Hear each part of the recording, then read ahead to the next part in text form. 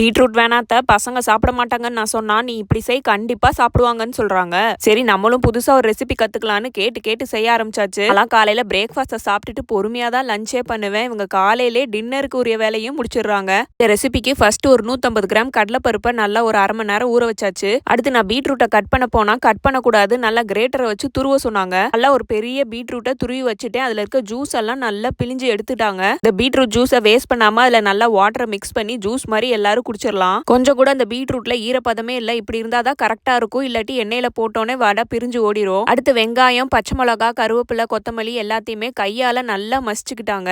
Mixie இல்லாதனால இந்த குட்டி ஜார்ல கடலைப்பருப்பை ஃபர்ஸ்ட் நல்லா சோம்பு, வரமிளகா, உப்பு போட்டு அரைச்சு வச்சுக்கிட்டேன். லாஸ்டா அந்த பீட்ரூட்டையும் போட்டு நல்லா மிக்ஸ் பண்ணிக்கணும். கையில வடை மாதிரி பிடிக்க முடியுதான்னு பார்க்கணும். இல்லாட்டி மிக்ஸில எல்லாத்தையும் போட்டு ஒரு அரை அரைச்சுக்கலாம். எண்ணெயில அந்த வடையா போட்டதுக்கு அப்புறம் கொஞ்சம் கூட பிரியவே இல்லை. வெளியில நல்லா மொறு மொறுன்னு உள்ள சாஃப்டாவும் சூப்பர் டேஸ்டா இருந்தது. என் பொண்ணு ஃபர்ஸ்ட் என்ன வடை இந்த கலர்ல இருக்கு எனக்கு வேணான்னு சொன்னா, அப்புறமா டேஸ்ட் பார்த்துட்டு நல்லா இருக்குன்னு சொல்லி சாப்பிட்டுட்டா. நீங்க இந்த பீட்ரூட் வடை ட்ரை பண்ணிருக்கீங்களா? பீட்ரூட்டை வச்சு வேற என்ன ரெசிபிலாம் ட்ரை பண்ணிருக்கீங்கன்னு கமெண்ட்ஸ்ல போடுங்க.